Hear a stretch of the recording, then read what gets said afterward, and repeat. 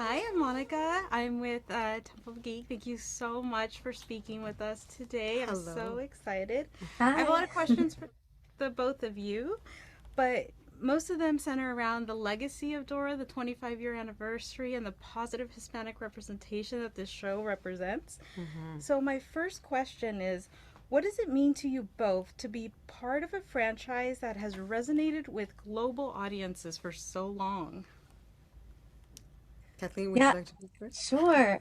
It means so much to start, from the beginning and to see it flourish and grow. And, everyone who grew up with the show now wants to share it with their kids or with their little ones and their families. And it's really beautiful because it's a testament to, who Dora is and how much she represents. And, she's so positive and she's a great leader and all of these qualities to her people love and is still there. So it's really awesome to see and to be a part of it.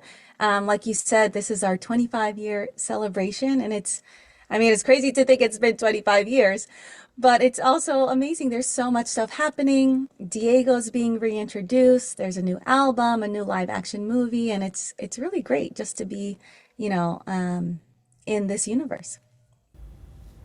Yeah, the fact that, like you said, she's a globally beloved character is just amazing. It's wonderful.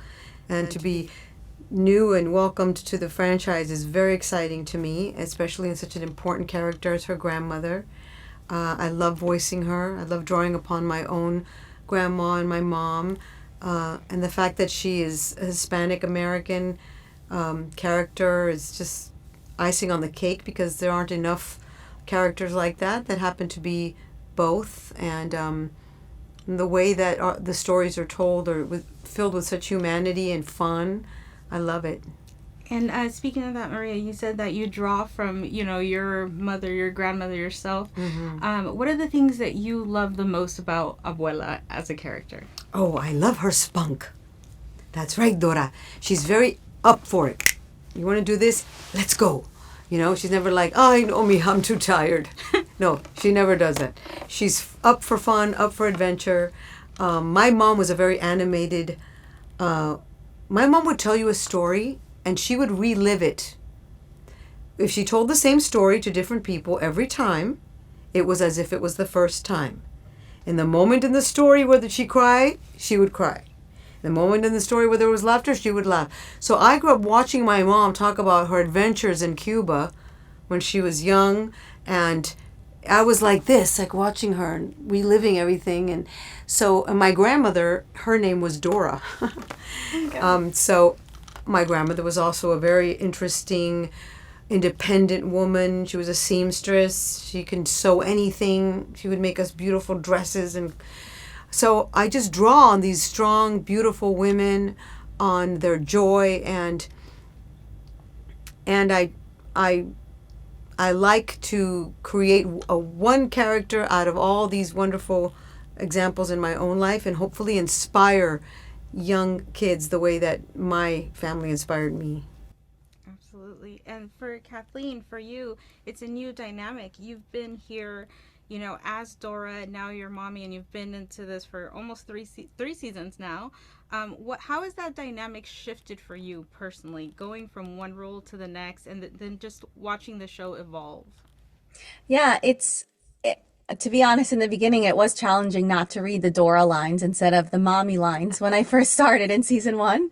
But overall, it's really great to put all the love that I have for Dora for and being her voice for so long into being her mom. I'm not a mom yet, so I don't know exactly how that feels to have that mother-daughter relationship. I do have a great relationship with my mom, so I try to tap into that. But I also think of, I kind of play my own like actor mind trick where like, in my mind, I'm Dora grown up and like that's my daughter type of way. It's confusing, but it's just awesome. I love exploring too this new character as an actor and to play her mom. It's really great too to see her playfulness as well. I think you see that playfulness with not just mommy, but with papi and abuela, like Maria was saying. And it's really you get inspired because of course that's how you want to be as well. So it's really great for kids to see that dynamics too with parents and with grandparents. And I think it's a great way the show explores themes of all kinds, but in an age appropriate way. Yes. Important topics, but in a way that any audience member at any age could really relate to and understand. And I think that just goes to show the power of Dora and how Yes. great the Dora franchise is. And now as you're going into the third season and you're seeing it grow, what are you most excited, and this for both of you, what are you most excited for audiences to see? More of the more personal backstory being touched on. We discussed that it's richer in you get to find out, about how grandma grew up and how mommy and papi met, and things grandma didn't have and maybe Dora would want to give to grandma, and sweet things like that. A little bit deeper, a little bit more emotional depth, if that's accurate. But still, like you said, which is very important to me because I am a mom and my daughters are now 19 and 21. And I remember, appreciating Dora and continue to do so in that it is age appropriate without dumbing anything down. It's actually quite the opposite. It's very smart, inspiring, challenging, but a parent never has to worry what envelope is being pushed, what joke is there for the adult that they think the kid is too numb to get, which is not so.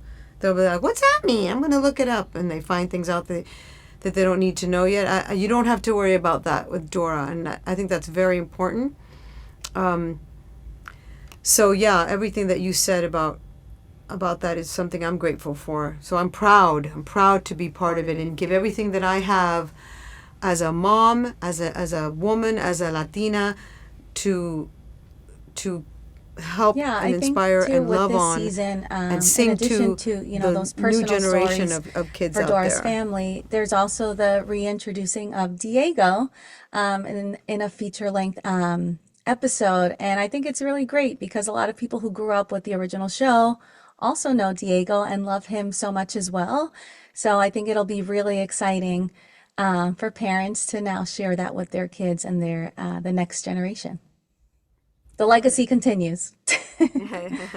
Absolutely. And a fun question for you guys. If you could explore anywhere in the world and go out and be your own explorers, where would you explore?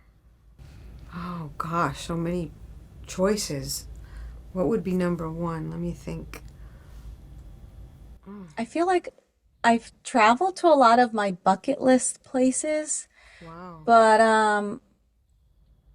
I don't know. There's so many more places to go explore. It's hard to choose one. I mean, if we want to be super ambitious, space. Yeah. But I haven't been. That's a really great one. But I haven't been to all. My bucket list is not that fulfilled. So I have lots of places to go to. Let's see, Asia. Like I used to not be that interested in Asian culture, but I am now as an adult. But I remember growing up, I didn't really think about it. That'd be cool. Yeah, and I wouldn't go. I wouldn't mind going back to places that I visited because there's so much to explore, right? It's hard to kind of do that on like a vacation when you only have like a week or two. Yeah. Yeah, exactly. Yeah, And then you yeah. think you covered it all because you went to like the farm and the city, and like I was in Ireland and I'm like, I want to do it all. I want to go to the sheep farm and I want to go to the pubs and it's just, there's so much. The world isn't as small as it feels. Yeah, and we get to, that's, that's No. an obvious thing, but, for a child, when they get to see a show like Dora, their world really does open up. And that's another wonderful thing about the show is that it keeps kids very curious about each other, about their capabilities, the world. It's a terrific show, and it's no wonder that it's still a hit after 25 years.